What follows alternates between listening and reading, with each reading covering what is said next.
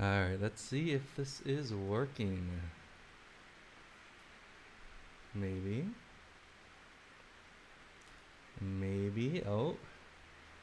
Okay, let me double check. Hello, hello. Aloha, everyone. I think this is working. We are doing a kind of different setup. Ah, awesome. What was that? Uh, let's see. All right, I'm gonna be. Well, first of all, thank you guys so much for joining us. Let me turn this. We're gonna be doing, as always, a quick kind of sound check, make sure everything is looking and sounding good, before we start with the official workshop. And again, thank you guys so much for joining us. Thank you guys for your support through this crazy time. And again, packets are just $5. We're trying to make it as cheap as possible, especially during this insane pandemic that is affecting everyone. And for those of you who paid it forward, thank you so much. We actually did have quite a number of people who, at the moment, cannot even afford $5 for things that aren't necessities. So thank you guys so much for taking care of each other. And thank you for those who bought the Diaper Club packet. I hope you enjoy that entire chord and melody tab that Sarah did. It's fantastic. So thank you guys so much for joining us. How's everything looking and sounding so far? Let's see. Jen, awesome. Thank you for letting me know. Oh, Ellen, we really do miss San Diego. It's and the hard part about it too, um, was that it happened so fast, and I wasn't. I'll let you guys know. I'll bring this up a little bit later once we get everyone coming back in. But there was a offer from Kanilea ukuleles uh, that that we accepted. So it's a fantastic, and I'll get a little bit more into that a little bit later. But it was just an amazing opportunity. So being able to bring Cameron home to where I grew up and be surrounded by family and have that opportunity with Kanilea ukulele, it was just an absolute no-brainer. So as much as and we have to do something in San Diego once everything's safe again, because we didn't get a really good chance to say goodbye to everyone, and there's just so many people to be thankful for up there, and friends that we made over the past, gosh, how many years were we there? Or I was there for maybe about 7 or 8 years, 7 years, something like that. Sarah has definitely been there a long time after college, but that was when I spent my time in Oregon. So it is good. It was a safe trip here. We went through quarantine.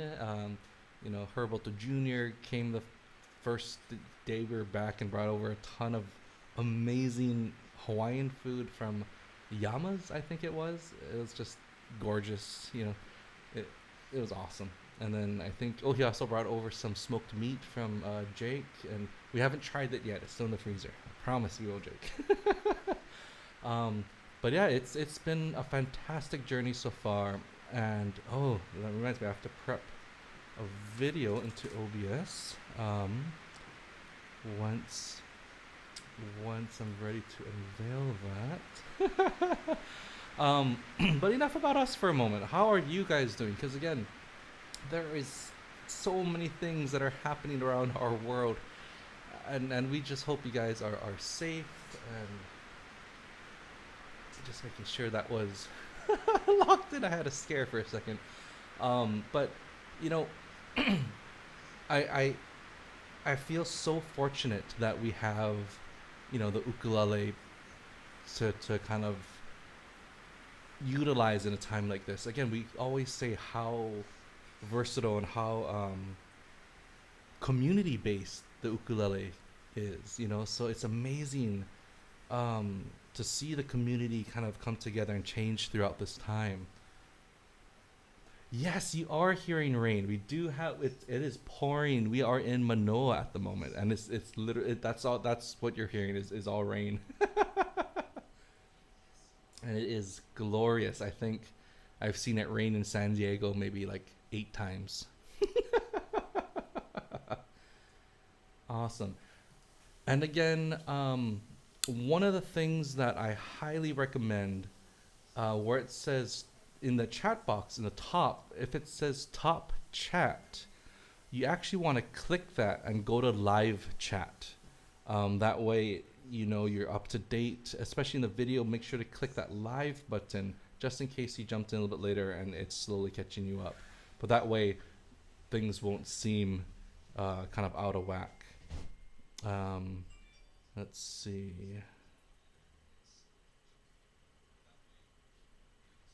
Oh wow, yeah, we miss. I miss the Northwest so much. Glad you guys are doing okay. You know, and I want to say thank you to we you know we're still getting so many emails from some of our past events this year, and you know people saying how much they appreciated, you know, like the mini festivals and ways to kind of remember all of the good things, you know, besides just the what's going on, and you know it gave them a chance to look forward to when things open up again. But it was such a nice relief from just, you know, your typical bad news always on the TV and stuff. So Cameron will be making an appearance. He is down for a nap at the moment, and Sarah will be joining us soon as she's ready, so I can double check her lighting and levels. And let me double check. Let me pull up a quick recent photo of him. Da-da-da. Let's see. Exported photos.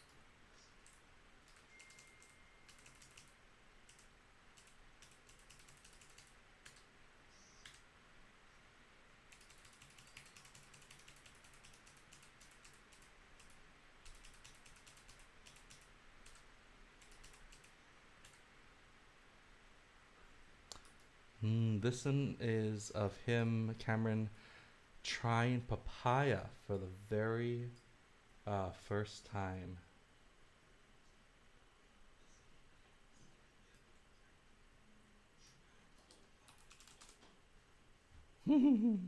He has been eating like everything. He's such a happy kid right now. It's it's such a joy to see.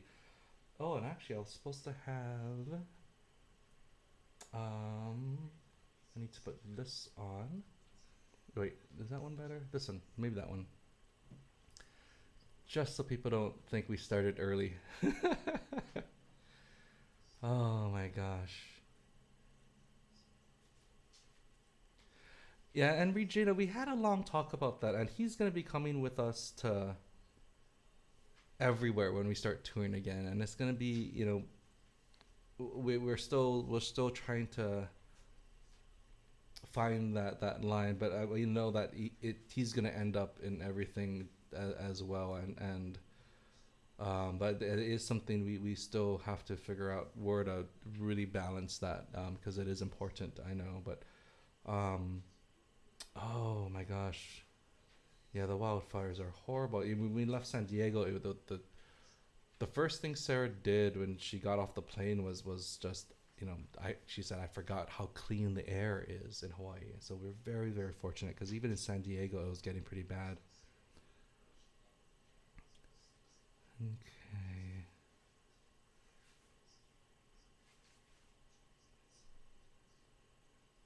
Yeah, this is gonna be fun, and you know we are pretty much set up for our live streams. We carried everything with us that we needed for work on the plane itself, so we only had maybe a handful of clothes um, compared to all of the other gear. And let's see. I'm gonna actually, if you guys don't mind, right now there's no fan or AC on. I might have to turn the AC on because of how muggy it's getting. But please let me know if it's like distractingly loud before we actually start. Let me um, do that in just a second.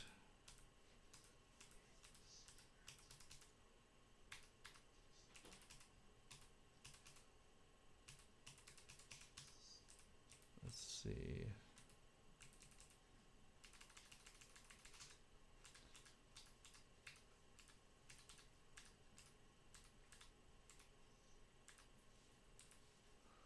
This is probably one of my favorite ones of him.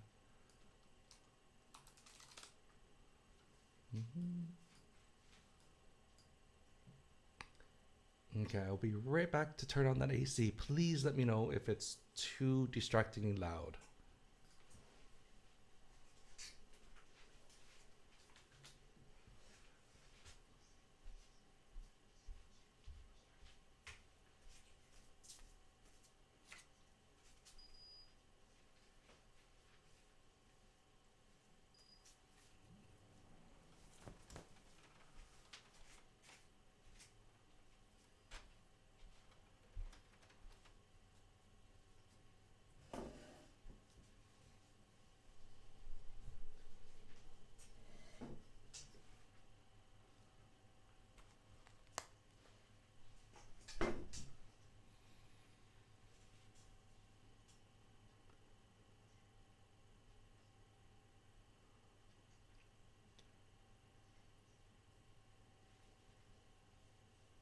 Oh my gosh, Kevin, that was so funny with Jake. All right, so the AC is kind of starting up. We'll see if it's too loud. Oh my gosh, yeah, he is getting huge.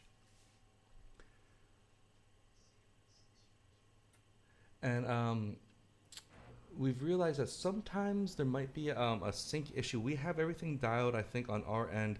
If your video happens to get out of sync with the sound, definitely try refreshing your browser first. And if something else is going on, then we'll definitely kind of work on that. But so far, I think it's good. Okay, the AC is currently on. Please let me know if that is too much of a distraction or too loud moving forward.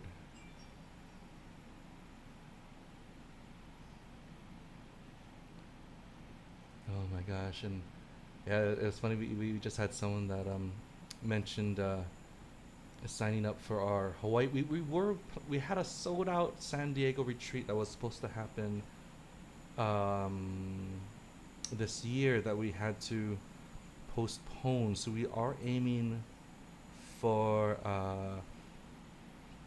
next fall, and hopefully everything is clear. You know, we're gonna keep an eye on that. Oh, I'm so glad the AC is not too distracting. Good. Yay.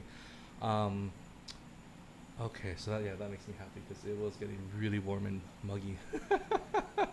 um, but we will start looking at some of the Hawaii resorts that we're going to host it from Hawaii instead for the first one at least, and then create another one for San Diego. Oh, so good to see everyone.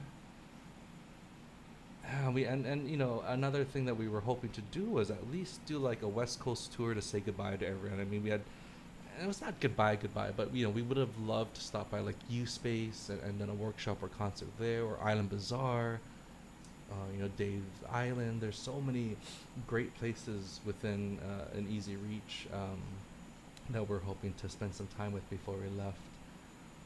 But you know, we will be back. You know, and Cameron is excited to meet everyone. Let's see. I'm so glad the AC is not super distracting. And again, the packet is not like 100% required at all today. You know, if you want to just jump in for the ride, please do so. And again, we try to make it accessible and affordable. For those of you who do want to pick up the packet, it's just $5. If you cannot afford a packet right now, please send us an email. There's a link at the live stream tab on our website, craigandsarah.com. Send us an email, no questions asked. You know, we've had people pay it forward for you, so please let us know if you'd like a packet. And thank you again for those who were able to donate more, and also for the Diaper Club people. Thank you so very, very much. Alright, I'm going to try and switch camera on to Sarah. Let's see how that looks. Aloha, everybody. How's everybody doing today? Hopefully, everybody's doing great. Craig and I, so Cameron should be down for a nap right now. He's got his grandmother watching him. So I wished her and hoped that she has a very boring time with him. And it's so great to see everybody from so many different places around the globe. This is so cool. How neat. And hopefully everybody's got their packets. If you see me looking to the side like this, it's usually because I'm just looking at the chat. And can everybody hear me okay? Hopefully everybody can hear me. And who knows, the sun is coming out, so I don't think that we're going to get the awesome rain sound again for a little bit. But you never know. It always rains, which is so wonderful coming from San Diego.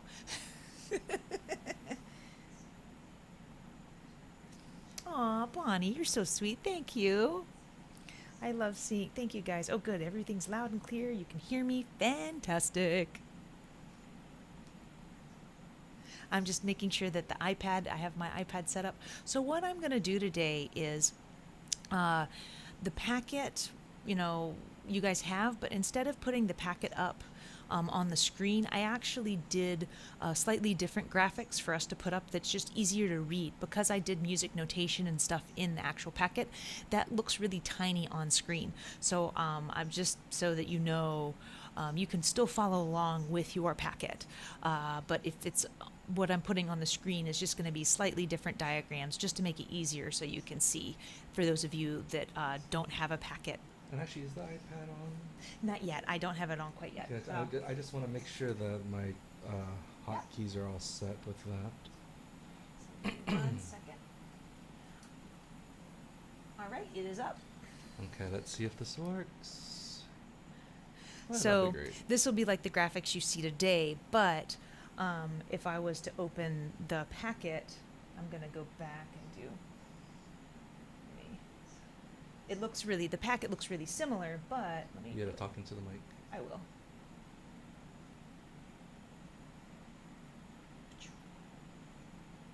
So the packet looks really similar to what we're going to see, except here's the music notation and stuff that I did.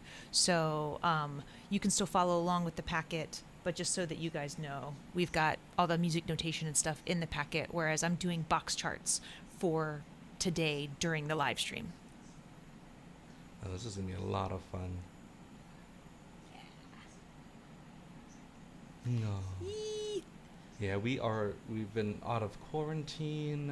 It's been nice. We've been experimenting with so many different foods for both Cameron and Sarah, since this is the first time Sarah's really been here longer than a few weeks. Yeah, no, it's really awesome. And I just have to give a huge shout out to my in-laws, who are just the most wonderful people. They have been so. It's funny, you don't realize, Craig and I didn't realize how hard we were working with Cameron and doing everything until we started getting help when we came here. And it's been so amazing to, be able to I'm not worried at all, because I know that, Cameron is hanging out with his grandmother, and it's so nice to not have that stress. So I feel so grateful to them for being able to be with them, especially during this pandemic. We didn't realize how much we missed family until we got here, and realized that we just hadn't seen anyone really, except for a handful of people, because we kept ourselves locked away. So it's so awesome to be here. I'm just very, very grateful. Yeah. No, Okay, Kevin, I'll make sure to tell them hello from you guys. And I love Sandy. Always makes me smile with a lot of her Facebook posts always crack me up. And that reminds me, we should actually get Craig some Butterfingers, because he has run out. Aw, you guys are always so sweet. Aloha, Welshies. It's good to see you guys here. Thank you guys so very, very much. Yay! And for those of you who are watching this after it's recorded live, you can still pick up your packet at craigandsarah.com if you're worried that this is it. Yes, and I noticed somebody just said, where's the link? So go craigandsarah.com and then click on where it says live streams, and then just scroll down a little bit. You'll see the various packets. I also made a post. If you're one of our Artist Work students, I also posted the link in our shoutbox area. So I did that this morning because I got a couple of notes from our students. So I made sure to do that as well. Yes, Yeah. huge shout out to our Artist Work students.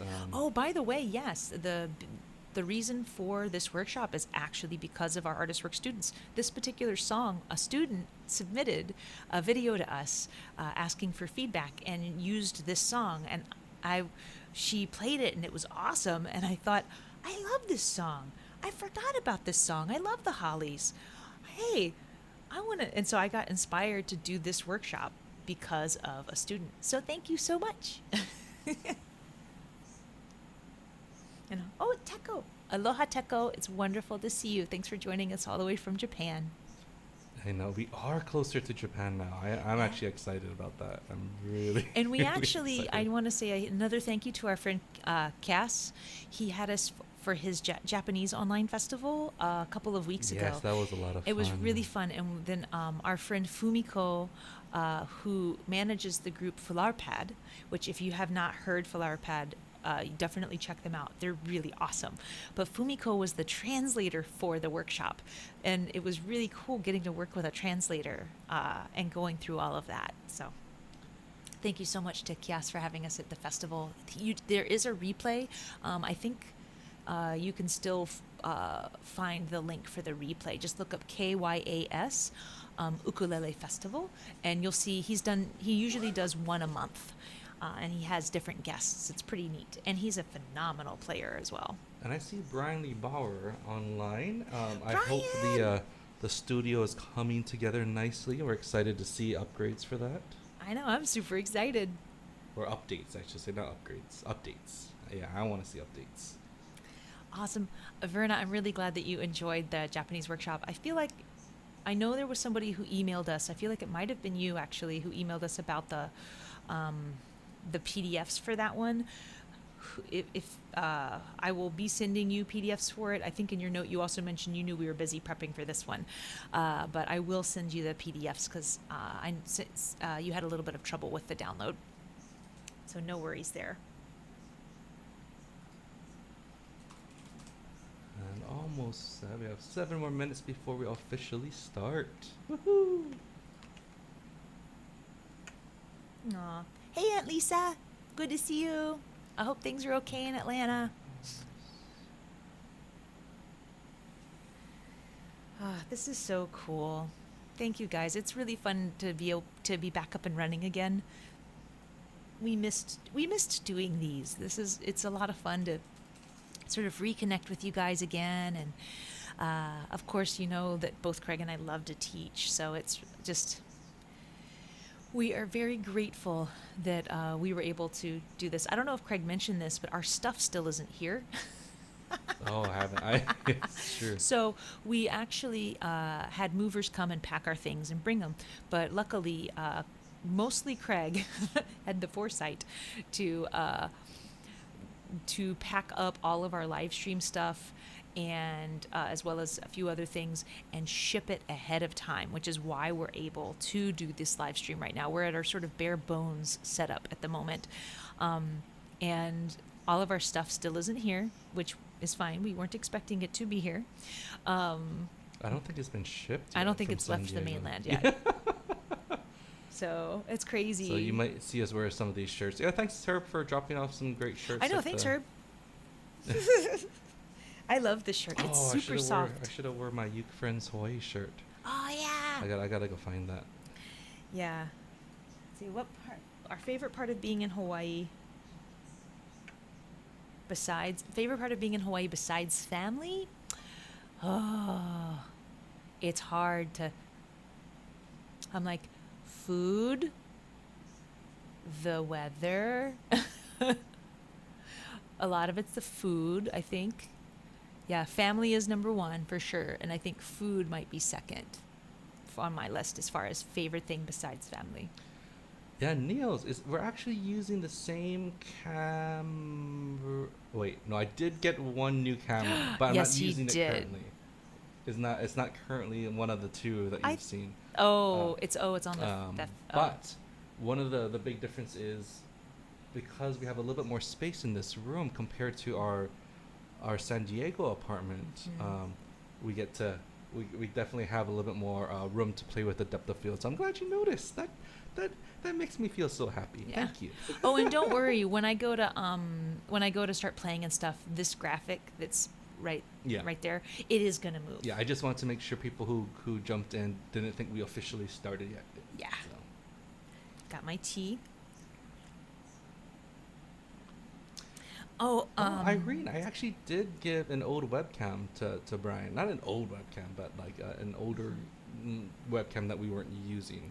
and Aileen, yeah, I do not have family here in Hawaii. Unfortunately, my family is all spread out in the states. So I've got my folks in Atlanta, and then I have a set of grandparents in Massachusetts. But Hawaii's great because 90% of Craig's family is on this island. We've unfortunately, it's like we had discussed moving either direction, but because everyone is here. Oh, it was Bree that Yeah. submitted that song. Which one? Yay! Yes. Awesome, awesome, awesome. Yeah, this is so fantastic, and we also have a Halloween Oh yes. challenge. Artist Work students, don't forget about the Yes, Halloween we're challenge. excited. We're so excited. So for that one, remember we want you guys to do a song. You try to use different techniques you've learned in the curriculum. Find a spooky song, and it can be one that you write. It could be a song that you just make spooky, or or it's Monster Mash or one of the typical ones, but utilizing techniques that we teach, and then perform it, and you get an extra special badge if you perform it and are in costume.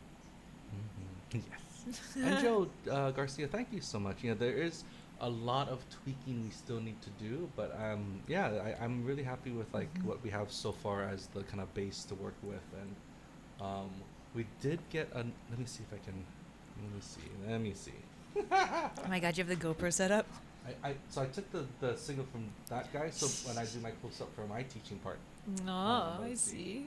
So funny. So we did get this amazing lantern attachment for one of our lights, and that is actually Sarah's primary light now, and my background light. So we kind of did a 2-for-1 thing with this lantern softbox compared to your typical softbox, like this guy. Yeah.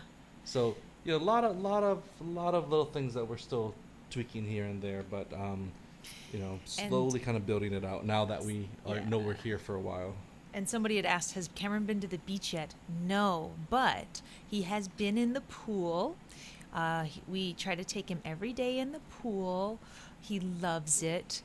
He already knows how to kick, and he understands when I say kick, kick, kick, that he kicks. It's so cute. And then he touched grass for the first time here. Since we lived in an apartment in San Diego, and everything was that desert landscaping, so there was no grass. So he touched grass for the first time and cried. I just plopped him in it thinking, oh, you'll love it. And then he totally cried.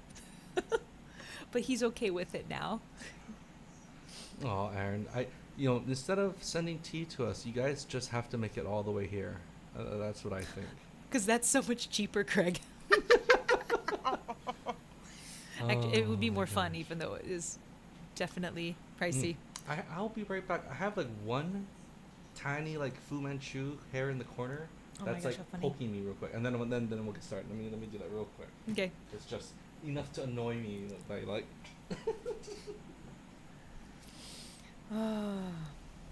Oh, my background? So that's actually behind me. It's a quilt that Craig's great grandmother made, actually. It's really beautiful. It's all hand done. And it's on this really beautiful Koa rocking chair. That's pretty cool. So that's what my background is. And then that's actually a window with a really nice shade behind me. So it's really cool when we were first discussing moving and everything, I was couldn't envision how we were going to set up the studio in this room. But luckily, Craig already had it all planned out in his head, and it all worked out great, which is awesome. Oh, and I don't think Cameron has never worn shoes ever. We've never had to put him in shoes, and so we've never done it. So I hope that he'll wear them once we finally put his feet in some shoes. I've put him in. There was somebody who made us these adorable little like slippers that look like little pineapples almost.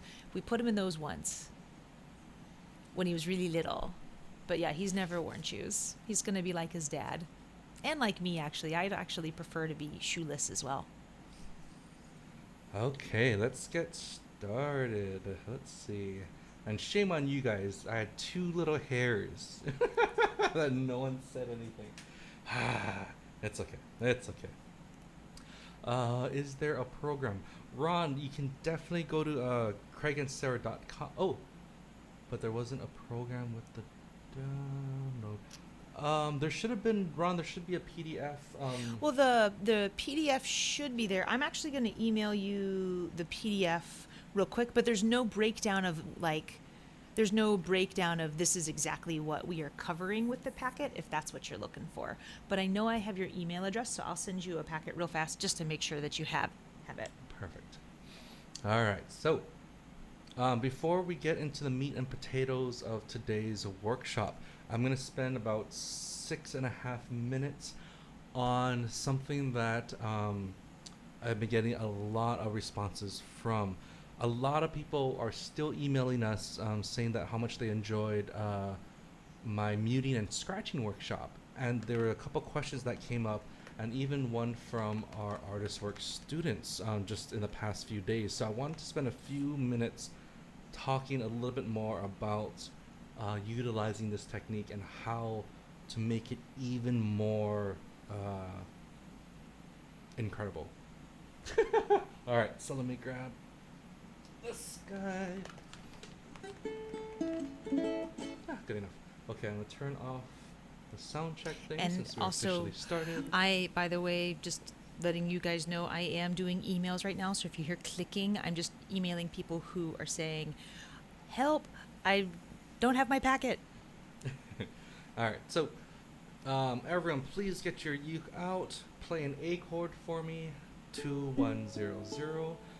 Now we had I used this progression a lot from an A to an F sharp minor, where we keep that shape. We add our ring finger to the E string 2nd fret, so it looks like a little triangle, almost like a G7, but all shifted up a string. So again, A chord, 2-1-0-0, F sharp minor. We're gonna add the ring finger on the E string. Now we're gonna play a D chord. From here, the easiest way to get to the D chord is leave your ring finger on, and then kind of flip these 2 fingers. That's for your D chord. Now, a lot of people, I didn't realize, were actually struggling getting to an E7 from the D chord. This is how we're gonna really focus on getting to the E7. We're gonna keep our middle finger down, take these 2 guys off, and we're gonna go back and forth between the D chord and the E7. Notice how there's barely any change at all. Gail, yes, this will be recorded and up on our YouTube channel after it is live. So D to E7, again, just using that middle finger as this kind of rotation point or this pivot point to get to the rest of the chord. Now,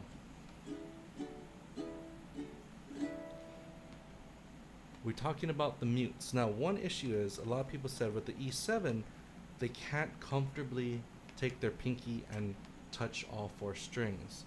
So what we're going to do is a little drill, and this is going to help in so many different ways. So we're going to go back to the A chord, so 2-1-0-0.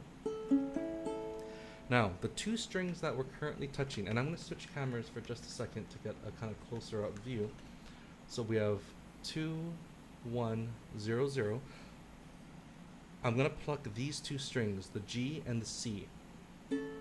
And what I'm going to do is release the tension after I pluck it. So I'm going to pluck and pinch and then release the pressure of these two strings so that you can get that nice mute sound. And the only reason why you're hearing anything right now is because the open A is actually ringing on accident from the rest. So here we go. So we're plucking those two and releasing that tension. You can see my left hand, this is me pressing down hard and then release. You can see that little movement there. Now let's add our ring finger to the E string, and now we're going to pluck those 3 strings.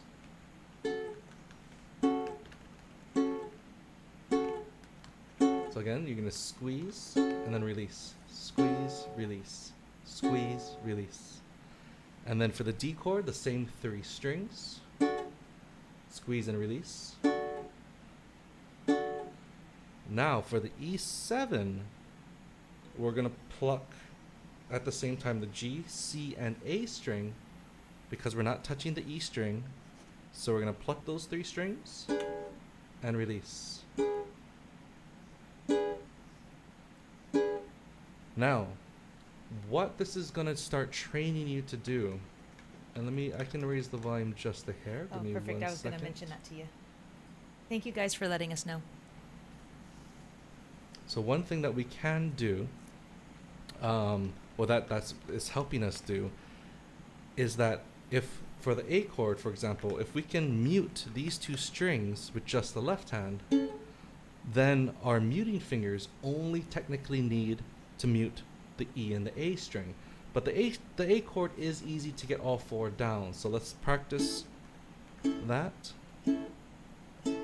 Now for the F sharp minor, see how my pinky doesn't really come across all 4 strings. But again, that's okay because these 3 strings are already being muted by releasing the tension from these 3 fingers. So the only string I really need to make sure I touch with my pinky is that open A. So now I can do like a strum. And again, I'm releasing the tension as well as bringing that pinky down. Now my D chord, same thing. Notice how my pinky stays exactly where he is. And again, the only string I really need him for is that A string.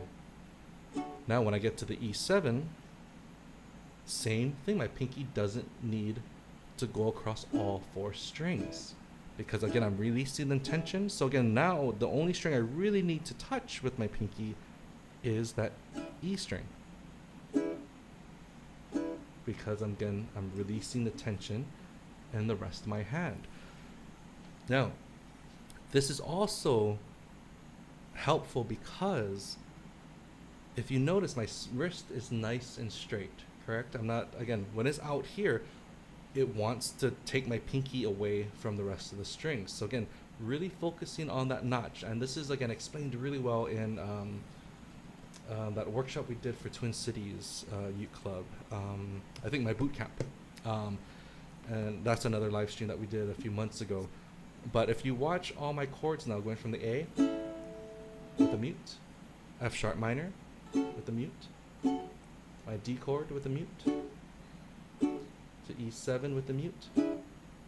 Notice how my wrist stays exactly the same throughout. It's all within that small range of motion. You shouldn't need to be doing any of this while going from chord to chord.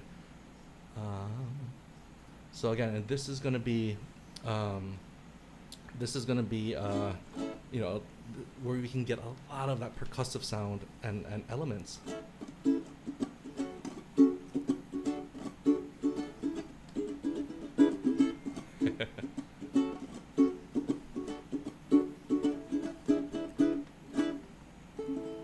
And so the big thing I wanted you guys to focus on, for those of you who started doing this technique with that workshop, is to really focus on once the mute is down, remember to also release the tension in the rest of the chord.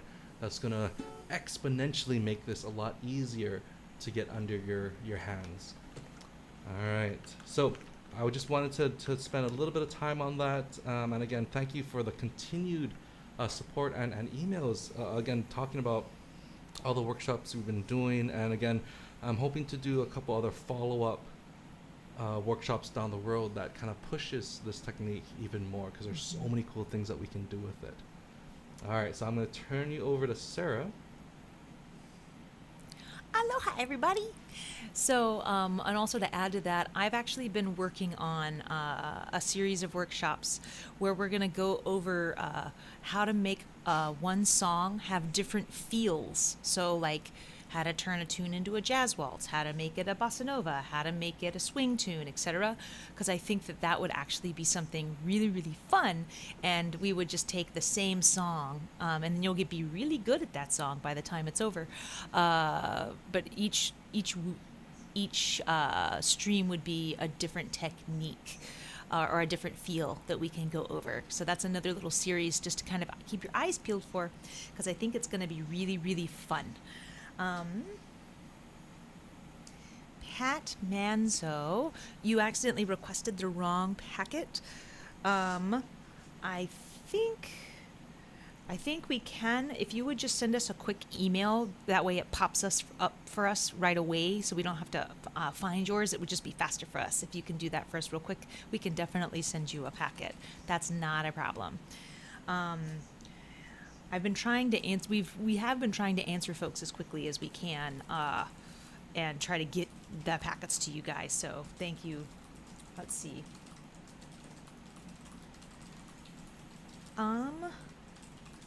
Will that be an Artist Works?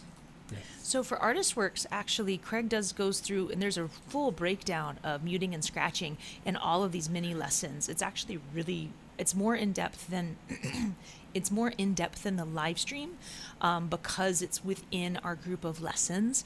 So you can definitely find it. It's in the intermediate lessons. So if you're already a student and you're like, I want to learn more about that, go to intermediate lessons and start looking at muting and scratching. Craig uses an A blues for most of the varieties of techniques that you can utilize for muting and scratching, for all the cool patterns that he shows. So thanks for asking that question. Let's see. Oh, good. I'm glad people like the idea of the genre and creating and changing things up. It was the reason why I wanted to make sure that we do something like that was we had some questions about our holiday album, because we actually totally redid and rethought some of those classics in very different ways. And it was really fun going and rearranging those. So that's perfect segue into this class, which is song arranging. So I decided to pick the song There's a Kind of Hush because I was inspired by one of our artist work students, actually. They submitted this song showing me second position chords, actually. And as she was playing it, I was like, oh yeah, I love this song. Oh yeah, and I couldn't stop playing the song after I answered her video. And then I started adding stuff, and I was like, you know what, this would make a great workshop. So thank you to that student who inspired this live stream. So let's get down to the packet. So if you have your packet, open it up. If you don't worry, because the packet, or at least my graphics for today, should be popping up as we go through stuff. So whenever I am doing song arranging, I always try to think about like what different chords could I use and stuff like that, because I think it's really great to kind of think outside the box sometimes. So whenever I see a C major chord, for example, I actually will think of a few different varieties. So the very first thing I might do is think of it in another position, and you'll see that next position written up. Now, one thing I forgot to do is actually show you guys, let me do a quick little dot with my pencil.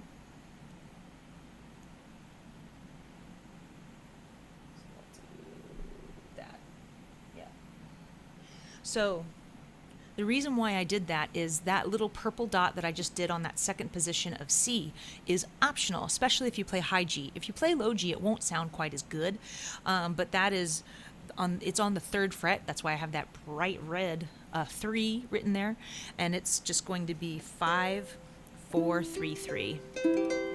But you don't actually need that G string note. I could do that, and it would work just fine. It's not movable per se, so if you want to have all your strings covered, you'll want to add that purple dot, but just wanted to point that out. So there's that. And then the next one is a C major 6. Now, C major 6 will always sound nice with your neighbors. So if you're wanting to practice some new chords and you are playing a song with somebody and they play a C and you play a C major 6, it's going to sound really nice together. So feel free to start playing around with some of those major 6 chords because they always sound good with their regular major counterpart. Now, you'll notice that in the version that I have written up, that it looks kind of crazy looking. I have these dots that are not colored in.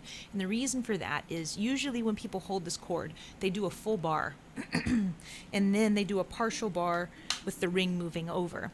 But I wanted to point out to you that the full bar isn't necessary. I play it as a full bar because it's easier for me, and I want to use my pinky to do other things later down the line. But you can use 1 finger per string because you have 4 strings and 4 fingers. So why not? So I just wanted to point that out. So that's why I drew that chord the way I did, just as a reminder. The black dots are the important dots, right?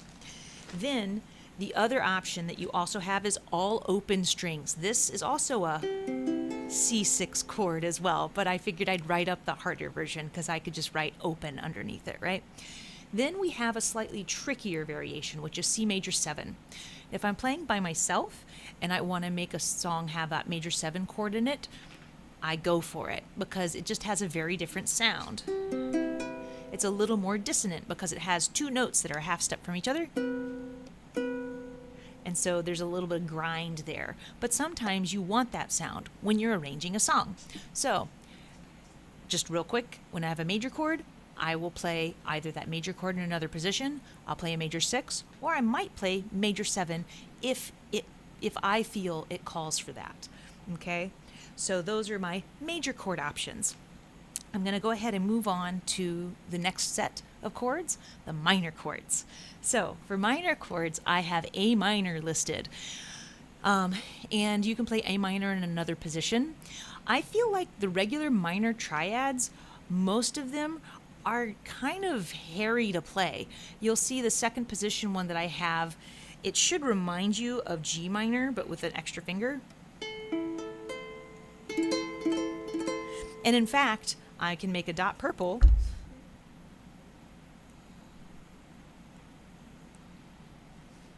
There we go. Because that note you could actually have be the open G string if you wanted. And so you could hold what looks like your G minor with an open G string. So I'm holding open 4, 5, and 3. You can do that too. That's totally fine for another position of A minor. And there's other various ones. If you look in your chord book, you'll see a variety of different A minors that you could play up the neck.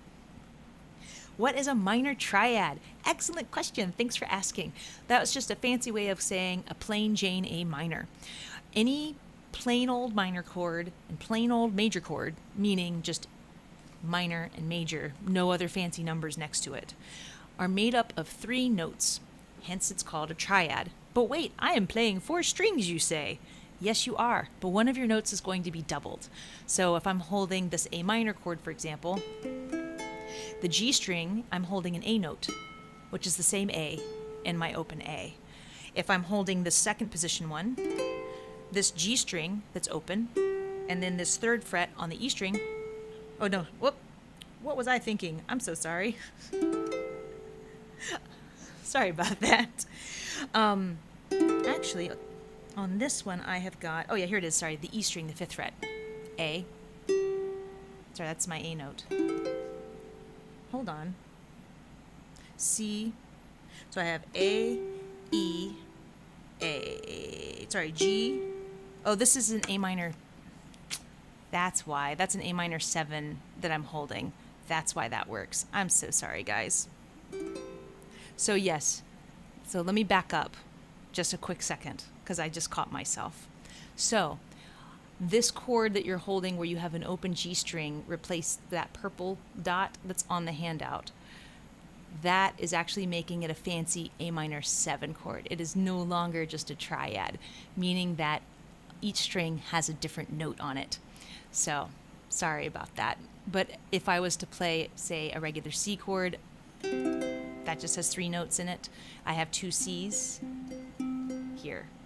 So that's to answer the triad question. Now, jumping back to our chord substitutions. So you'll notice that the third row, A minor 7, is listed. It looks just like that C major 6 chord. So we'll discuss why that is in a minute. But you can also use this one that looks like G minor, but it's on the 3rd fret.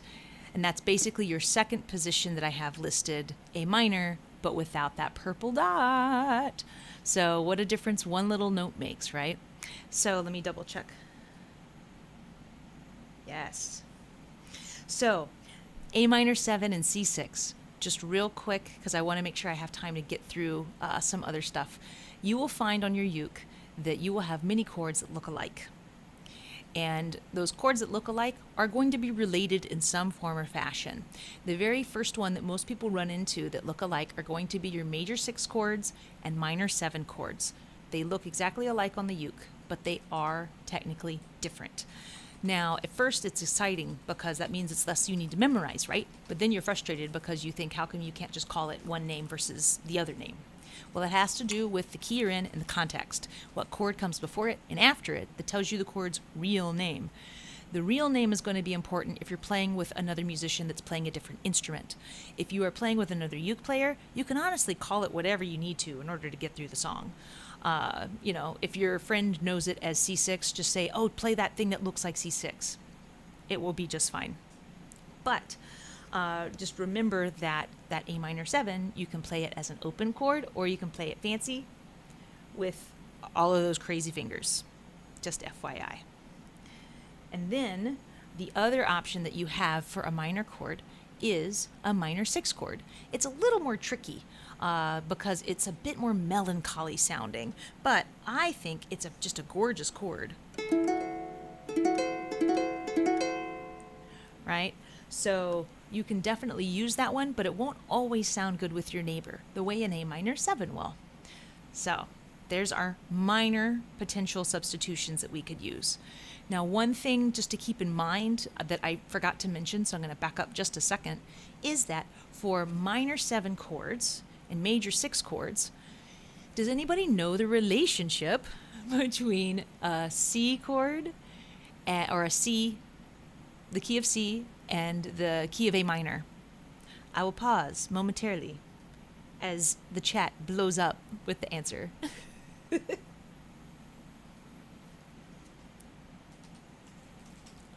So yes, the C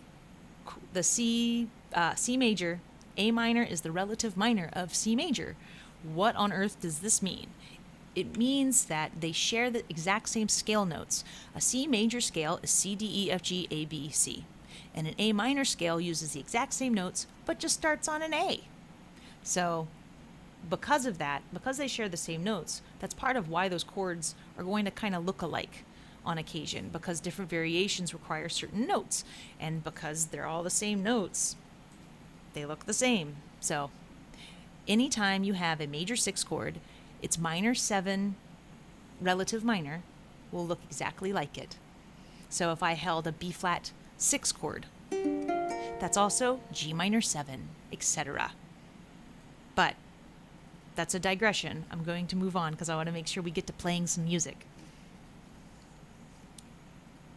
I love, that's so funny. Sure, I read ahead. That's hilarious. Thank you. All right, so the next set of chords that I'm going to talk about are dominant 7. That's just a fancy way of saying like C7, G7. So whenever I have a dominant 7 chord, I will usually think of one of the friendliest versions, because you can actually alter this chord a ton of different ways, but the friendliest way to alter it is making it a 9. And what I did here was I just showed you C7 in another position, right, which is that one next to it on the 3rd fret. And then I showed you the C9s, the first position one, and then the next position. Now, typically, that 9, the reason why it's a 9 and not a 2 is it should be the highest note in the chord. So this particular one, I think sounds much prettier and is really what it's asking for versus this one, because this is actually a lower note. However, you can still call it a C9.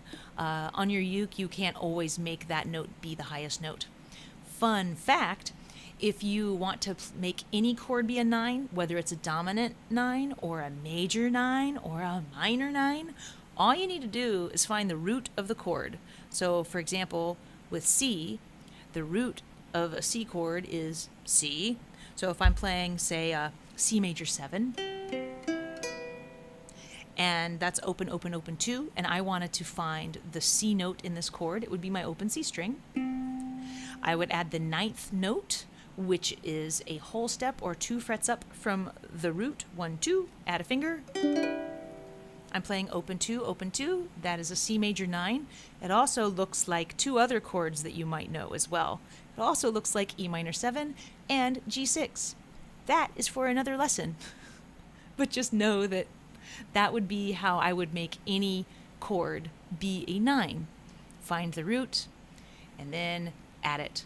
It does mean that you are playing a rootless voicing. Scroll up on your thing, please. Oh. Your C9 is being hidden. Oh, sorry. So it does mean you're playing a rootless voicing, which is pretty hip and awesome. So don't worry about it. And the 9s usually will sound nice with your neighbor. So definitely start trying those out, especially since you know how to find them if you know where your root is, which is really cool. I'm just going to double check, make sure I'm not missing. So hopefully I just answered your what's the difference between C7 and C9. The difference between the two is that... I think your dot was missing, that's why. Oh. The graphic. Oh, It was gotcha. hidden behind the arrows. So, hopefully you can see the difference now. So Craig had me move stuff. Awesome. Oh, yes. So, playing chords without roots can be confusing at times. That's why it's really good to sort of know the context of the key you're in and all of that to kind of help you with those decisions. And it's also good to have a bass player because they'll play those roots for you, which is always awesome. Okay. David Dong, C9 is open 2, open 1. That is correct. I was playing a C major 9 in the example that I was just doing, if that's what you were referring to. Okay, so at the bottom you'll see that I wrote out a scale. And in that, I just highlighted the 9 so you kind of know where that came from. But let's actually play our song so that we can really get into it. We're going to play the basic arrangement first. So, the only chord I think that some people might not know is, let's look at the B section. 3rd measure in, F major 7. So the F major 7 that I'm actually going to use has an open A in it. So I'm holding 2, so I'm holding an F chord, and then I'm adding my pinky to the 4th fret of the C string. So I'm holding 2, 4, 1, and open. You can use a different F major 7 if you want, but that's the one that I'm using for the ease and also just the movement of what's happening in this song. So let's give it a try. And we're going to play Super Plain Jane and 4 on the Floor Boring for now. And let's see, there's a kind of hush. Yeah, I think that speed will be okay. All right, 1, 2.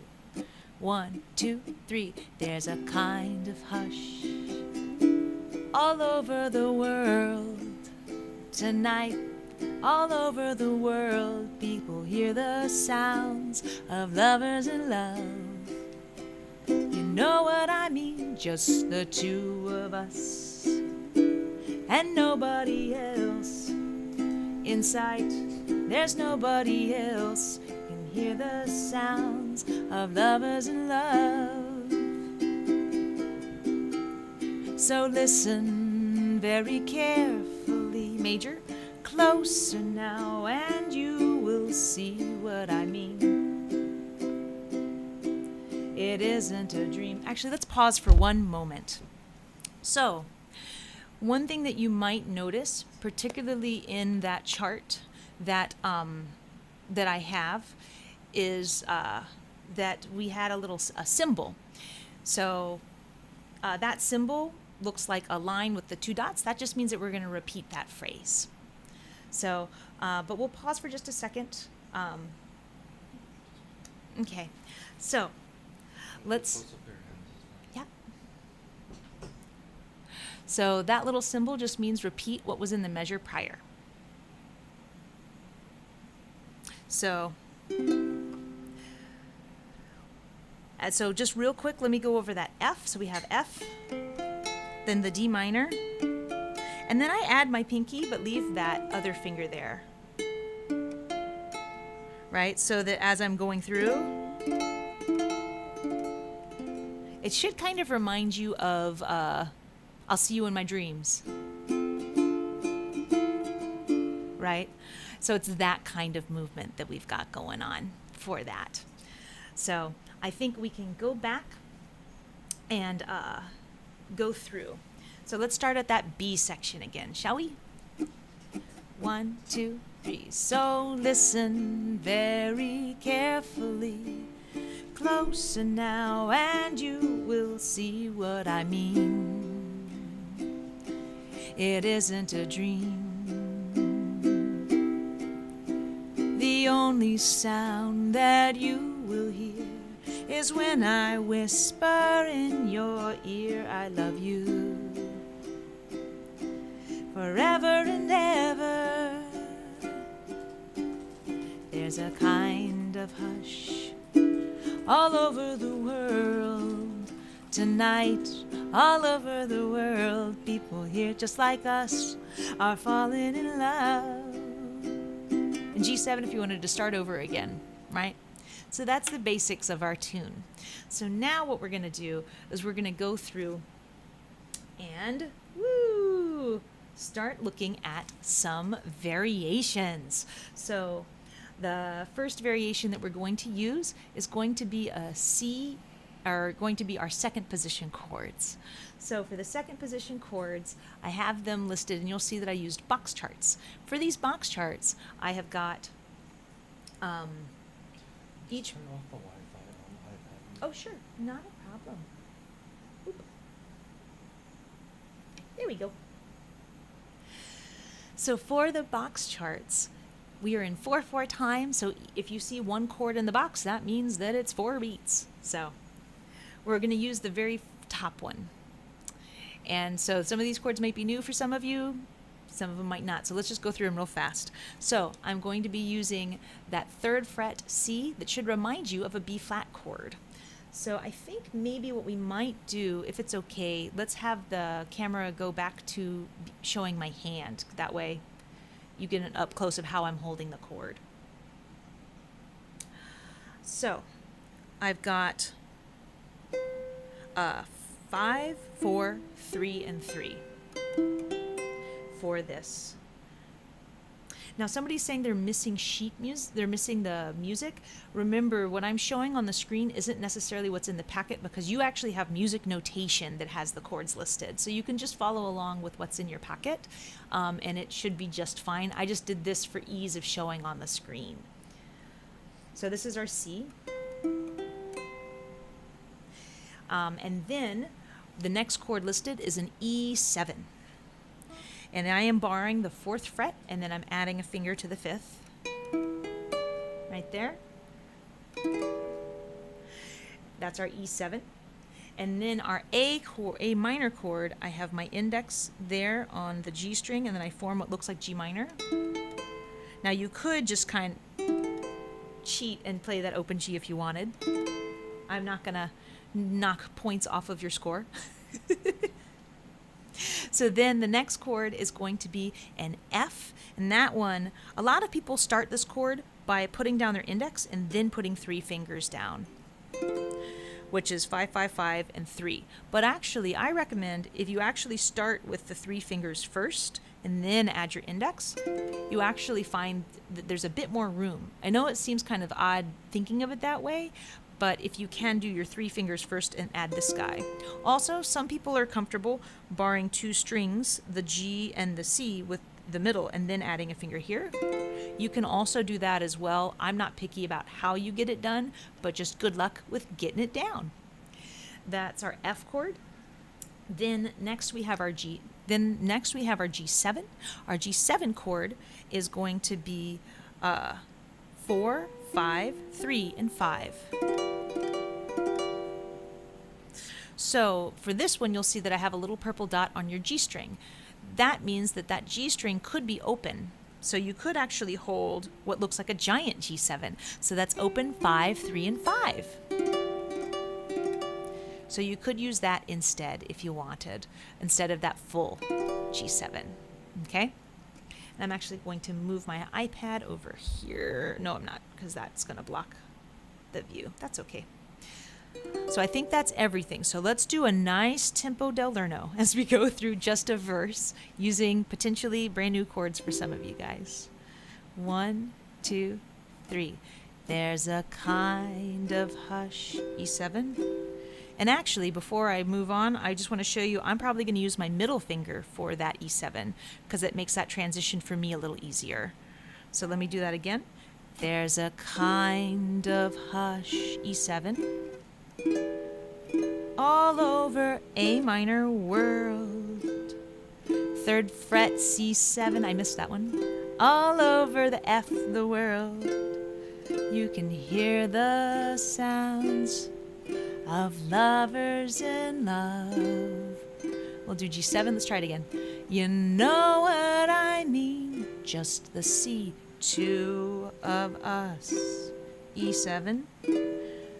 And nobody else in sight. Whoops, sorry. There's nobody else just like us, our falling sea in love. And you can just stay on C. So we made it through. So hopefully that was fun for some of you guys. Let's look at the substitutions now. So the substitutions that we could do, we've got that C6 chord, right, where I'm barring the 2nd fret. I'm using my middle finger and my ring over. And actually, if we can have the close-up of my hand for this one, that would be awesome. I want to say a huge thank you to Craig. He is always so good at not only getting emails out to people during this when I'm teaching, but also just being the cameraman and making it so that I've got all the stuff that I need. So thank you so much, Craig. So when you can, just a close-up of my hand would be amazing. All right, so that's our C6 chord where I am barring and I'm holding 2, 4, 3, 3. There's a kind of hush, and then I'm actually moving my bar down, barring the 1st and the 2nd fret. I'm holding 1, 2, 2, 2. That's our E9 chord. You could use 4 fingers if you wanted. That is totally an option. And then after that, I'm let you off easy. A minor 7, we're just going to play open strings. If you want, you can play the one that looks like C6 again. And then C9, which is nice and easy in comparison to the rest. Open 2, open 1. And then after that, we've got F6, which is 2, 2, 1, and 3. And then all I have to do for G9 is scoot my pinky down in pitch. There. And then go up to the C6. And then back down to the G9. So let's try this one. Again, super slow. If for some reason you're having a ton of trouble with that C6, remember that that is a very difficult chord. Don't beat yourself up about it if you can't play it right away. It took me lots of practice in order to be able to get it cleanly. You can always use a C in another. You can always use that 2nd position C if you wanted. It'll still sound lovely. If you're just trying to make it through and play the song in time. But just keep that in mind as we go through. Here we go. 1, 2, 3. There's a kind of hush. 1st and 2nd frets. All over, easy chord, the world. E, C9 tonight. All over, F6, the world. You You can hear the, move your pinky, sounds of lovers C6, G9. You know what I mean. Just the, let's start over, the two of us, E9, and nobody else inside. There's nobody else. People just like us are falling in love. I know I messed up the lyrics there. Nice. So, a little bit different sound, right? But it's pretty cool. Now, I also have the substitutions in a second position, and I'll get into the reason why a little bit later, but let's go through those as well. So this is going to be much higher up on the uke for sure. So if I can have a close-up of my hand again for this, I'm going to be holding a C6 way up high. I'm holding 5, 7, 5, 7. Right? And actually, can you do the previous one in time? Oh, sure. There's a kind of hush all over the world tonight, all over the world. Feel the something of lovers in love. You know what I mean? Yeah, because a lot of times when going through it a little bit slower, it does have a very different sound compared to where sometimes things happen almost in passing, where you can kind of hear that movement. So even in this too, I mean, Sarah could do like the C6 and E9 going to an E7. And well, I'm getting into that later. Yeah, no, cause yeah. So, but so that's why one thing I want to add is actually, so the E9, part of it, why it sometimes sounds funny, is it doesn't have the root in it anymore, and so your ear is wanting to have that root. So that's part of why sometimes it's like that's a little odd. Now, some people are saying, oh, it'd be great to have this in our packet. You actually do have it in your packet. If you look at your packet and look at the page. If you actually do have these variations, but it's written a little bit differently. So if you look at right after the bass song, you'll see a page that actually has the variations with music notation and the chord diagrams. So you actually have extra information on your page. So you've got it. It's just in a slightly different format for you. Because the reason why is this format's easier to see on a screen than what I put in your packet. Yeah, and I think somebody said it's the third page. It might be the fourth page, if I remember right. But actually, I can tell you because I made sure to put the packet on my other. So 1, 2, 3, 4. It's the fifth page of your packet. Okay, so let's continue on. Going to that 5th fret. So we'll do that close up again of my hand. That's that C6 chord. So the next camera, if possible, please. So we have 5, 7, 5, 7 for our C6 chord. And then I am going to have my index come down to the 4th fret. My middle's going to move over to the 6th fret, and my ring is going to scoot down 1 fret. So now I'm holding that E9 chord, which is 4, 6, 4, 5. So I've got that chord there. So again, I'm moving from C6. Notice how my ring finger never left the string. It just slid down for that particular one. So that's my E9.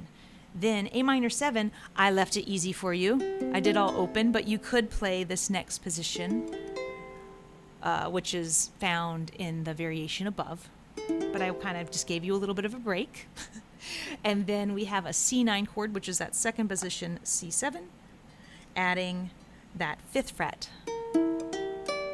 there for that C9. Then I have an F6, which is just barring the 5th fret. And then a G9, which is the 4th and 5th fret, 4, 5, 5, 5. And then back to C6 way up high. Then back down, 4, 5, 5, 5.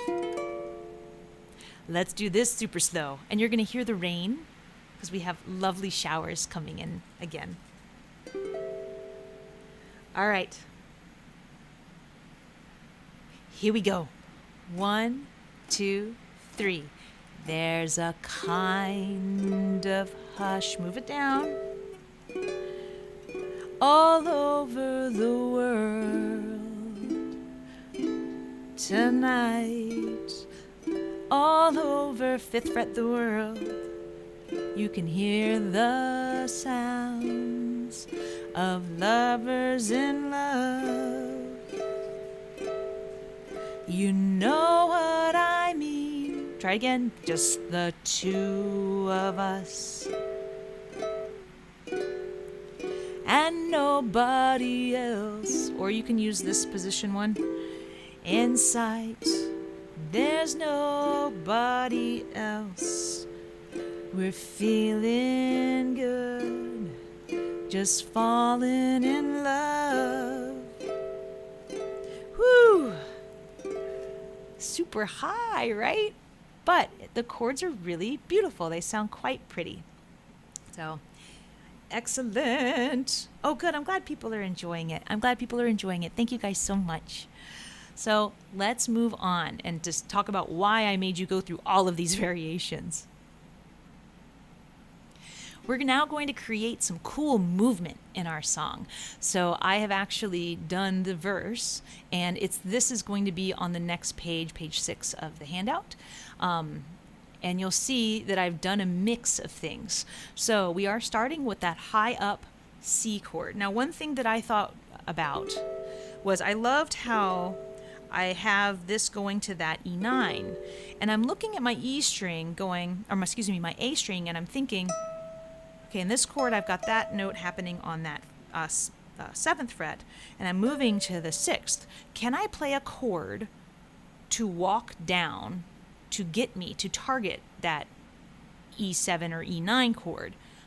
Let's try. So what I ended up doing was taking that same chord shape, scooting it down in pitch, and then making the 9. The cool thing that happens when I do this, if I'm holding that 5-7-5-7 and I scoot down to 4-6-4-6, is that I'm actually holding my ring fingers already in the right place. My index is actually on in the right place as far as what fret.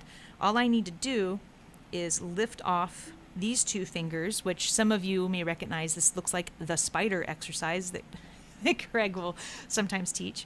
I'll flatten out my index, and then I'll add this finger to hold that E9, and then I actually am lifting the 9th note so that we go to an E7. You'll see in the music. Actually, I just realized I'm skipping. I actually am having us go even more. So we're going down. So please scratch what I just said. Here we go. 5-7-5-7, scoot down. Scoot down one more. Oh no, my handout is wrong. That's what's wrong. I'll fix that. Yep. So what I said was correct. I'm going to fix my handout real fast. Your handout for your packet is actually correct.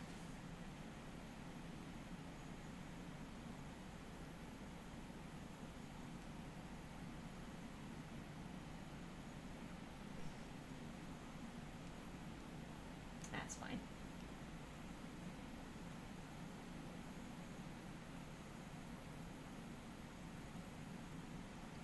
There we go. So what I had just said to you about the transition is correct. I'm very sorry that my screen was incorrect, but luckily your handout is correct. All right. So. There's a lot of questions too. Oh, I'm so sorry. Is it okay to bar with a ring finger on your G9? Absolutely you can. Whatever gets the job done for you is totally fine with me. No worries there at all. Awesome. So, that first measure, C6, move it down, and then form that E9, and then take away your ring, and there we are at our E7 chord. Next, we have got A minor 7. And the blue numbers are, I think, representing the beats per measure that Sarah is going through. Is that correct? Oh, did you tell them that? I can't tell if they can hear you or not, sweetie.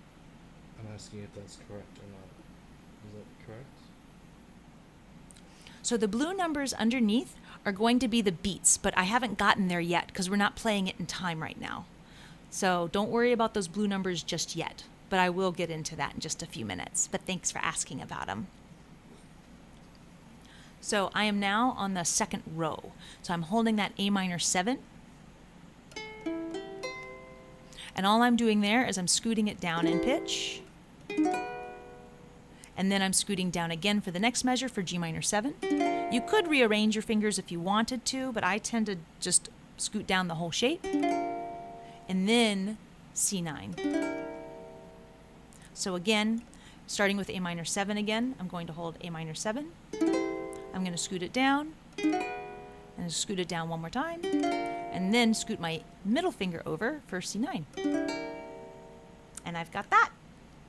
It's sounding really good. So next up, we've got our F chord, and then I'm going to add a note to the F chord on that C string, or sorry, on the A string, the C note. And then I'm going to play G7. I'm going to scoot up a finger, and I could scoot up the whole thing to that fancy open 5-3-5, or I could play the whole thing and do the closed chord. That's also fine too. And then I have us playing our regular second position C. So in looking at this, what I have done is the blue numbers underneath represent the timing. So let me go through and play it super slow for you and count as I play. So I have 1, 2, 3, 4. 1, 2, 1, 2. Then 1, 2, 3, 4. 1, 2, 1, 2. 1, 2, 3. Add a finger. G7, 2, 1, 2, 3, and 4. Excuse me, let's do that one more time. 1, 2, 3, and 4. That's that one. So that's the tricky one. And then back to C. So let's try it super, super slow. At about that speed I just did. Okay. Get your chords ready. 1, 2, 3, 4. 1, 2, 3. Move it down. E9. 1, 2. Lift up the ninth note. Then A minor 7. 1, 2, 3. Scoot it down. Then the G minor, C9. And then we have F for 3 beats. 1, 2, 3. And then add a finger. And then G7, 2, 3, and 4. 1, 2, 3, 4. Let me play it in time. 1, 2, 3, 4.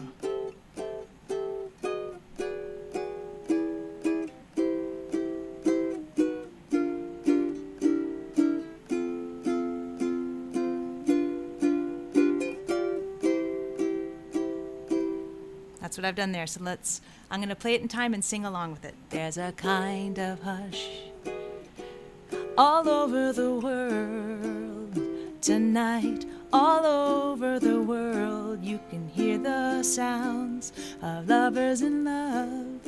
And I switched to that C6 there at the end as opposed to just doing the regular C. You can do either.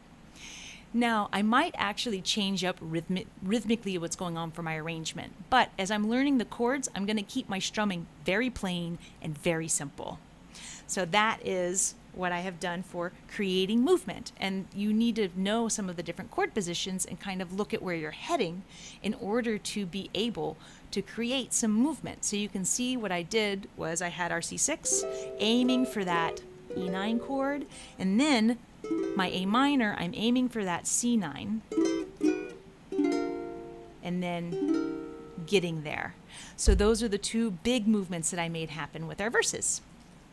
So how's everybody feeling? I know that some of this is hard stuff, but the idea behind this is to give you some big stuff that you can really chew on and help really jazz up your arrangements. Okay, now whenever I'm looking at arranging a song, I will listen to the original and maybe a couple of other versions of it if there's any out there, and try to sort of tap out any rhythmic things that I hear, because it might help me figure out like Is there a particular picking pattern that I might want to create, or a strumming pattern? People are always asking Craig and I, what strumming pattern should I use for this? And my thought is, well, you should make one. If you can tap whatever rhythm it is that you're hearing, then you should be able to strum it too. So if I'm hearing the song and I'm thinking do da da do da do da da do da, for example, and if I can go do da da do da do da da do da do da da do da.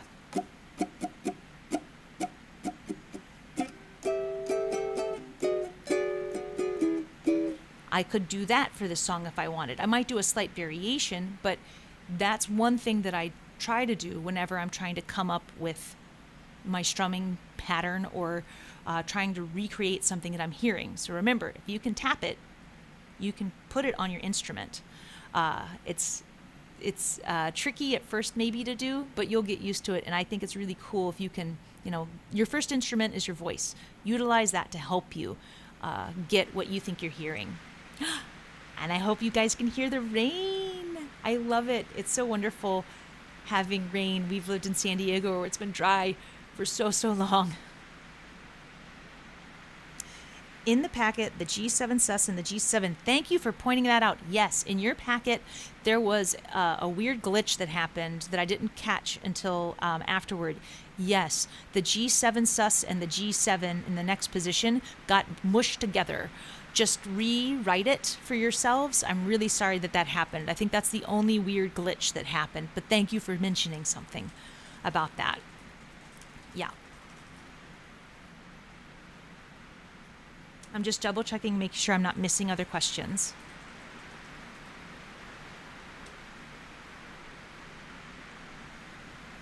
All right, I'm going to move on to the next portion of our packet. So, creating riffs. I like listening to songs and seeing if I can recreate parts of the tune. So, in this song, especially in that B section, there are these sort of horn parts that you'll hear. So if you've got to listen very carefully, closer now, and you will see what I mean. It isn't a ba ba ba ba ba ba ba ba ba ba, right? So I heard that and I went to find it, and it happens to be on the A string. The cool thing is it's a pattern. So what I want us to do is we're going to use our index and our ring finger, and I want you to place them on the 5th and the 7th fret. The chord that's happening there is a C chord. Great thing about that is that you're actually holding a C chord right here with those open 3 strings. So what we're going to do is that timing of ba ba ba ba ba ba ba ba ba ba.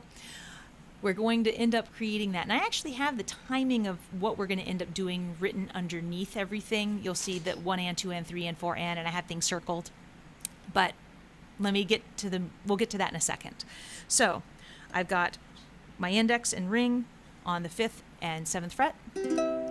And I'm just going to release and put that back down. That's the first part of the phrase. And I'm going to take this and scoot down to the next set of dots, 1 and 3. Then I'm going to take this and move down to the next set of dots. And I'm going to end up here, the pattern changes slightly, where I'm going to end on that basically C7 chord.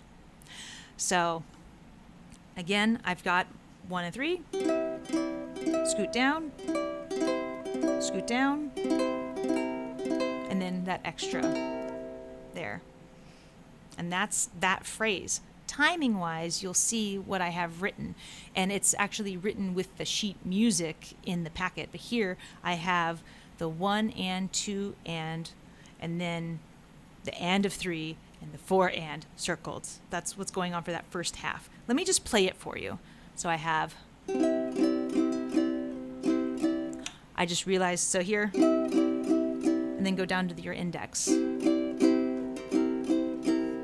So again, I'm going to do it slow. Ring, index, ring, move down.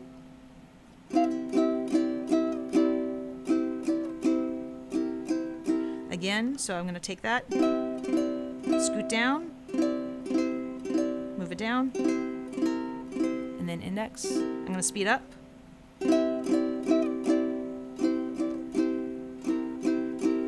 Now you'll notice that you might hear a slide when I move the set down.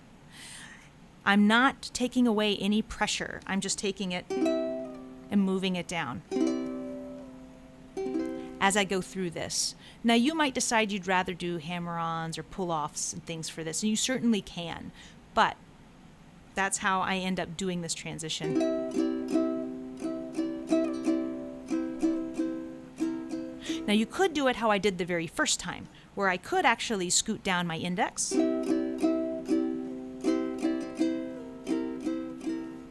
again, as long as your timing's the same, it doesn't matter which way you do it, but utilizing those two fingers for the whole thing will ensure that you're hitting the right notes and aim for your dots.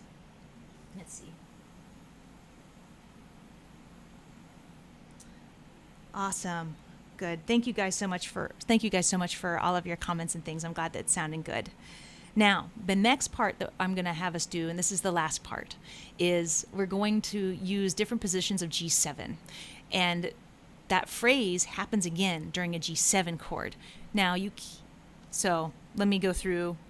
So listen very carefully, closer now, and you will see what I mean. It isn't a dream. The only sound that you will hear is when I whisper in your ear, I love you. Forever and ever, ba-da-da-da-da-da-da-da. Okay, so we have that line happening. So this is actually really difficult to do very fast. So you might decide that you end up not doing this one as much, but I wanted to add it because I think it's fun. So I'm going to hold that G7 that's up on the 7th fret. So I'm holding 7, 7, 7, and 8. And I'm going to do a slide for my timing. So, yeah, so for that one. And then the next one, I have written that G9. I know in my chart here on the screen, I wrote G7. That was because I was copying and pasting. Sorry about that. But it's a G9 what's written. And we're going to slide that guy. I wanted to do that instead of the G7 with all 4 fingers because it's easier to go from this bar to that bar. And then for the next one, you could slide if you wanted. You could also lift up that note, which is why I have that note highlighted on the A string, and then open G. So this I'm going to play super slow. 7th fret, move down to the 4th and 5th fret, and then the G7 down here, lift up, open G string. There's a kind of hush, and then it continues back. Let me do it a little bit faster. 2, 3, 4.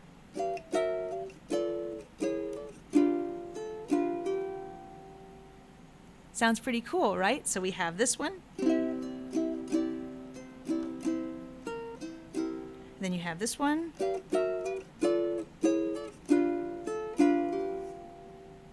Yeah. All right. So what we're going to do is you can turn your page in your packet. And I'm going to actually go through and play the arrangement. And I'm going to do it really slow. I don't have the arrangement written out in the format for us to look at on the screen, which is why I put the verse up. So if you have your packet, follow along with me. You can play with me, or you can watch my hands to see how I'm doing some of these transitions. Okay? But I just have the verse is the only part I have listed up here, but I am going to go into that B section. Super slow. Wish me luck. Okay. It is not too late to get a packet, just to answer your question. You can still go craigandsarah.com and you can click on its live streams in our menu, and just scroll down a little bit and you'll see the packet listed there. And that'll be up for forever, just like how the recording of this will be up for forever as well. 1, 2, 3. There's a kind of hush. Move it down. All over the world tonight, all over hear the sounds of lovers in love. I'm going to go to G7. You know what I mean. Just the two of us. And nobody else in sight. There's nobody else but do-da-dee, but da-da-dum. And then we have the C7. And then so listen very carefully, closer now, and you will see what I mean. And you could play different C's here if you wanted, but remember, we're going to do that. It is, and here we go. Dream. The only sound that you will hear is when I whisper in your ear, I love you. All right, this is the hard part. Here it comes. Forever and ever. You made it. There's a kind of hush all over the world tonight, all over the world. People just like us are falling in love. I'm gonna repeat that. Shh, as lovers in love. I'll do it one more time for fun. Just falling in love. Yeah! I love it. I think it sounds really pretty, and it just creates a bit more movement going on. And you're also paying homage to the original by adding in some of those really fun riffs. Now, one thing that I might do is you'll notice in the sheet music in your packet that a lot of times the melody note actually happens a half a beat early. So there's a kind of hush. The word hush actually is happening on the and of 4, the measure prior, and that's also the note that's needed for that next chord. So sometimes I actually will do the anticipatory thing of playing that chord when that melody note happens. So if I am playing this song, I might play the timing a little bit differently. Maybe something more like this.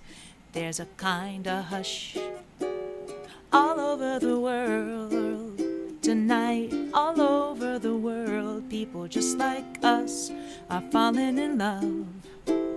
You know what I mean, just the two of us and nobody else in sight. There's nobody else. You can feel that something of lovers in love.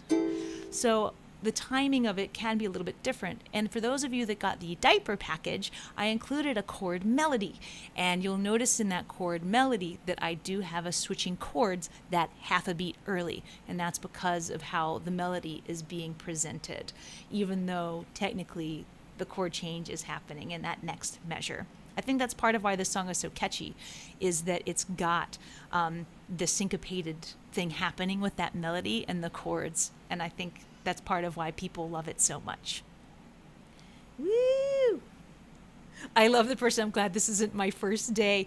I know. This is a doozy, but the thing is, this song, I don't know, it really spoke to me, and I just thought it was a really cool way of showing chordal movement and just different ways that you can utilize this instrument in order to be able to arrange songs.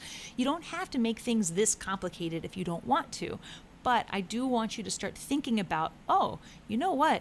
This chord position, if I use this position, maybe I can use it to lead me to this other chord. You can really create some cool stuff by doing that. And a lot of really great players, especially really good accompanists, use this kind of technique as well. And it's really, really fun. So I'm glad that many of you guys have been enjoying the movement and things, even though it is hard. And even if you can't get the movement down fast enough currently, at least now you have some other voicing choices over your C major chords, or you know, so you have 6s, you have 9s now. Again, there's so many little things that you can take away from this as well. Absolutely. So thank you guys so much. That's actually the meat and potatoes of everything. So tell you what, let me go through and play it one more time, and I'll play it slowly, and then I'll play it one more time at speed. Does that sound good? All right, so slowly if you want to try to play along with me for the different parts, and then I'll speed it up and play it more syncopated how I normally would. Okay. Woo! All right. Oh yeah, slow. 1, 2, 3. There's a kind of hush all over the world tonight. All over the world, heeded the sounds of lovers in love. You know what I mean, just the two of us. I'm speeding up, sorry. And nobody else in sight. There's nobody else but dee da dee. Da da da da. C7. So listen very carefully, closer now, and you will see what I mean. All right, the first riff is coming. Prepare yourself. It isn't a dream. Here we go. The only sound that you will hear is when I whisper in your ear, I love you. All right, that G7's coming up. Here it comes. Forever and ever. There's a kind of hush all over the world tonight, all over the world. Lovers just like us are falling in love. You know what I mean, just the two of us and nobody else inside. There's nobody else. Do do do, what do do do do. You know what I mean, just the two of us. Oops, sorry, just the two of us. I was thinking about the lyrics. And nobody else inside. There's nobody else. Lovers in love.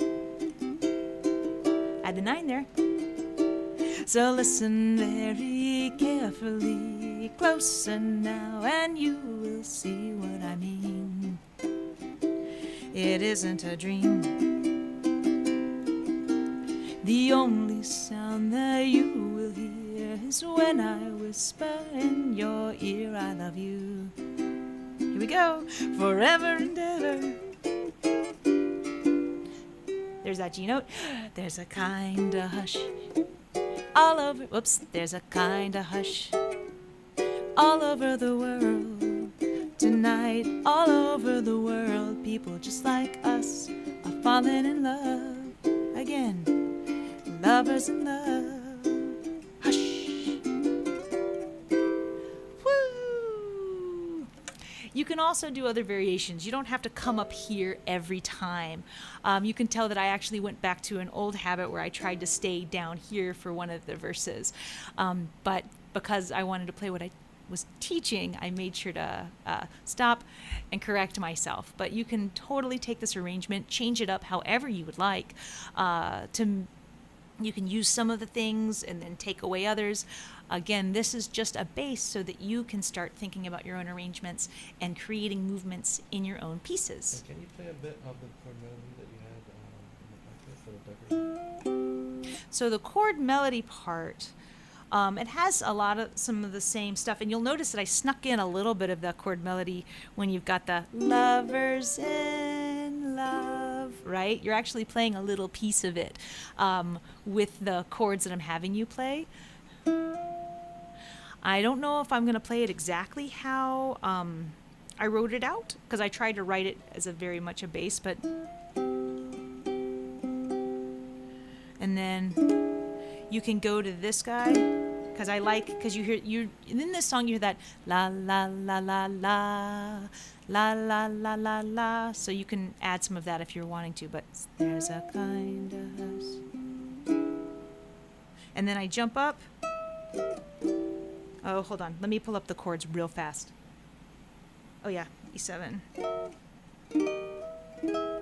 All right, here we go.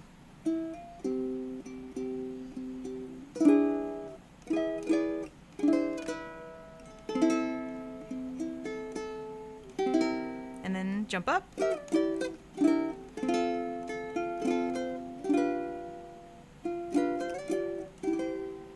Right? So that's me going through it nice and slow for you. So you'll see that I am playing the 2 middle strings some of the time. But I think I mentioned in that handout too, you could always do variants. And you could play open, open, 3-3 for a little bit of it to help you keep time. And then I added this, but I think I actually don't have that in the handout. And I'm strumming up because I'm aiming for this note. Okay, so I'm gonna do. I'm actually gonna play a fun video from Kanilea with a big announcement. Oh yeah. And then I'm gonna have. I'm actually gonna do 2 exercises for you guys to tackle the 2 biggest kind of chord shapes of this arrangement. And then Sarah, in the meanwhile, can maybe grab Cameron for a little Sure. Cameo. cameo. The cameo. Yeah. So all right. So a quick look. Oh, I'll do the video first, and then I'll come back with a couple really nice exercises to get some of these harder chord shapes down. Let's see, because this is happening this week. I'm so excited. Here we go.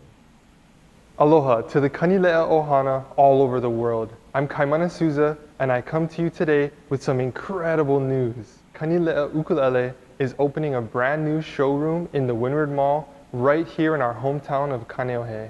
We are so excited for you to come and visit us so that you can experience all that Kanilea has to offer. Nowhere else on earth can you enter one room and try every instrument in our catalog. For those brand new to the ukulele and for the seasoned veterans, we will have something for you. For those just starting out, we have starter packs and starter instruments. For those looking to upgrade, we have the staff to put you on the path to get you exactly what you need. And for those seasoned veterans, we'll have the world-class playable masterpieces to add to your collection. Our grand opening event will be Saturday, October 17th. And I'm so excited to say that Kapena will be playing live here in our showroom. And I want to stress safety. We will be having our staff sanitizing all the products between players. We'll also have hand sanitizer at the door upon entry. And yes, please wear a mask covering both your mouth and your nose. Please visit our website at kanileaukulele.com to join our mailing list so that you don't miss out on any special events or special guests that we have here in the showroom. And again, we are so excited to have this showroom so that we can share with you every instrument in our catalog. So please visit us so that we can find the right Kanilea for you. Aloha. Yeah, so that's coming up. So again, I'll actually be doing a bunch of content creation for Kanilea moving forward. It's gonna be a lot of fun. Now, a couple big things to talk about. First one is that C6. Sorry, you might want That to C6 chord. Pain in the hand, not the easiest. So what we're gonna do to kind of get our fingers kind of stretched out and ready for it, we're gonna bar that 2nd fret with our index. Then we're gonna bar the bottom 3 strings with our middle finger. And then we're just gonna play that for a little bit. And again, I always highly recommend whenever you're learning something new, a new chord or new shape, don't just keep squeezing and practice that way. We want to pulse, because what we're doing is releasing that tension, and our fingers are gonna find what's the most comfortable because of that split second of that release. You're gonna start to really just finding what's comfortable to do this shape. Once you get this shape down and you feel comfortable with that, then all you have to do now is add that ring finger to that C string. The issue with this, when I first started trying to play this chord, I did try to get my middle finger all the way down just for those 2 strings first. And again, what happens is the more down we go with that middle finger, it wants to concave even more, and it wants to have that really high pointed knuckle, which makes it very uncomfortable and sometimes even sore. But because our ring finger is on that C string on the fourth fret, it doesn't matter that this finger is behind him as well. So if you can get used to here and borrowing 3 strings with the middle finger and just adding that ring finger to the C string, you're in much better position to get that chord down. And another thing is that the more you are this way, the closer you are with that ring finger to get to that C string. Again, if you're all the way down here, this is going to be more of a stretch because you're already starting from much further away from that C string. So again, starting from this position with the pulse, and then adding that ring finger. Just take the ring finger off. And if your A string is muted here, so this is why we focus also on this guy here too, because again, this guy right now is doing 75% of the work compared to the index. So really focusing on getting each note to ring and just adding that ring finger once that core is set. The other kind of big shape to work on is that other C6 up here, the 5-7-5-7. The secret to this guy again is try not to have your wrist completely out like that, because it's going to make these fingers want to stand up and sometimes concave, and when it concaves we lose a lot of leverage.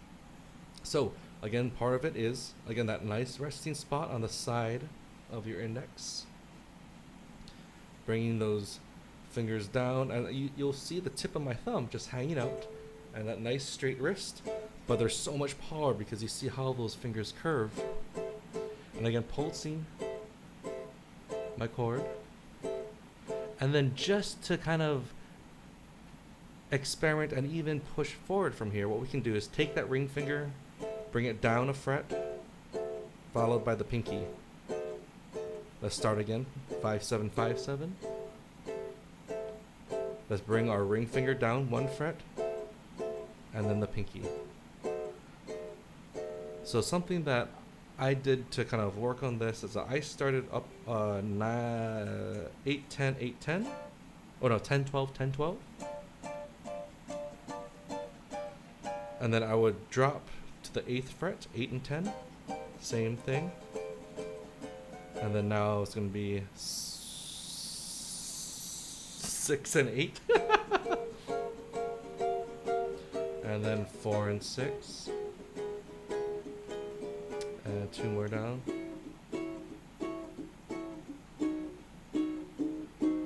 But again, getting used to some of these new shapes, moving across the fretboard, and just getting that movement under your belt, or under your hands, I should say.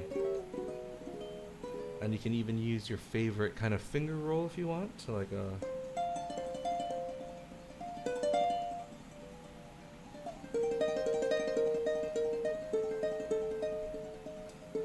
so there's so many things that you can practice using the same kind of exercise. You can, again, we're trying to be as efficient as possible when we do practice. Let's see. So those were the 2 big shapes to kind of tackle in this arrangement. I thought that were the hardest. Sarah? Oh, okay, he's ready. So I'm gonna go back to Sarah. He might scream, so I didn't want to like scream in happiness. Hi, Papa. Hi. And he also might burp because I just fed him. Say hi, everybody. Hi, aunties. Hi, uncles. He's looking at my iPad. Yeah. And now the big microphone. Aloha. Aloha, everyone. So he's been having a wonderful time. He has been really enjoying.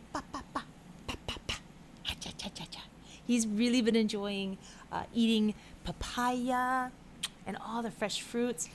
Yes, haven't you? Have you been enjoying your papaya? And his favorite song is Old MacDonald. I can sing him all of these other amazing Duke Ellington songs, and as soon as I sing, Old MacDonald had a farm, E-I-E-I-O, he smiles or laughs. So, who knew that he would have a discerning ear already? Yeah. Hi, Baba. So thank you guys, those of you guys who do the diaper package. Yes, the funds do go to his diapers, which he goes through a lot of. So thank you guys so much. And again, that included the chord melody as well, and actually a cute picture of yes, and a yes, hi sweetie, Mwah. An adorable photo of him that Craig took of while I was practicing, and he's playing with his toy carrot. Yeah, you're excited. Yes, sweetheart. And he actually does try to play the ukulele. It's so sweet. Even though he's right now doesn't quite have the gentleness on the strings just yet, but he is getting there. But he is a real, yes, he is a joy, and we love him so much. Isn't that right, Baba? He had such a good time with his grandparents. But again, special thank you to our Artist Work students. Thank you all for joining us today, and thank you for picking up a packet. And also, in 2 weeks' time, we will be joined by Herboto Jr., Brian Tolentino, Marlo. Who else is at Mighty Uke Day? We had to take Mighty Uke Day online this year. Yes. But it is going to be like an all-weekend event. We saw Marian Brogan in the chat earlier, and we didn't get a chance to hear how Port Townsend went, but we were so excited. I heard good things about it from some of the attendees, but definitely there's so many great things in the works for so many fantastic online events that we just have to make sure everyone is as safe as possible. So thank you guys so much for your support. Oh, I'm sorry, Grace C. Terzian is going to be there. Gerald Ross. Yay! It's going to be absolutely fantastic. So that'll be Yes, and Melissa Sai. Yes. And somebody was asking about a songbook for Honeysuckle Rose, our standards album. We've actually discussed that. Right now, we're just kind of sorting out things, but I do think that actually will come down the pike. We might do it similar to how we did our Christmas album, where it's box charts, and we give you chords and then, sort of have little mini lessons. And then we would have the backing tracks where we take the uke part out, and you get to play with yes, you get to play with the drums and the bass. So that is something that we're thinking about. Yes. So keep your eyes peeled for that, because, yeah. And I know we'll have a really special Christmas event in December, early December probably, so we'll announce that soon. But yeah, it's been an amazing chapter in our journey so far with the big move and everything, so thank you guys again for sticking with us, and it's been absolutely wonderful. Yeah, we feel so incredibly lucky. Thank you guys so much for joining us for this live stream. We really had a blast. I know some of the chord changes were hard, but you guys, I know, did fabulous, and we are really, really just grateful that you joined us. The replay will be available on our YouTube channel, so you can go back and review and watch it. So as many times as you would like, and if you need to get a packet or if you lose your packet, just let us know. We can always help you out. We're going to be, I know we had some emails come in during the workshop, so we'll try to answer some of those. The other thing that I am going to do, those of you that purchased a packet, I'm going to put what I showed on the screen in a special place, a secrets page on our website, that I'll send you that link. Yeah, we have your emails. We have your email addresses because you bought a packet, so I'll be sending that to you. I know there's one person who wrote saying she mistyped her email. I'll go through and find you. I know who you are. And I'll update that too if you're watching, and if you buy a packet later, we'll update the packet with that too. Yeah, and I did do an updated packet, which some of you actually already received, where I fixed that G7 sus and G7 thing that happened on the packet. So, aw, thank you for spending your Sunday with us. It's been a lot of fun. Yeah, isn't that right, Baba? Has it been fun? You've had a blast. And a reminder that tomorrow I think we're going to be the ones roasted in the Ukulele Friends Hawaii.